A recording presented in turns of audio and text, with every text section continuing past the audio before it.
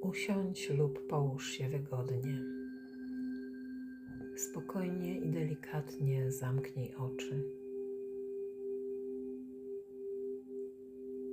Weź kilka głębokich oddechów i poczuj, jak ciało powoli się rozluźnia. To czas pełni księżyca w byku.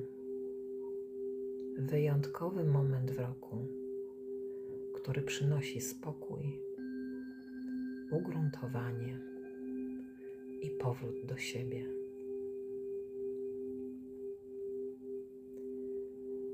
Poczuj rytm swojego oddechu.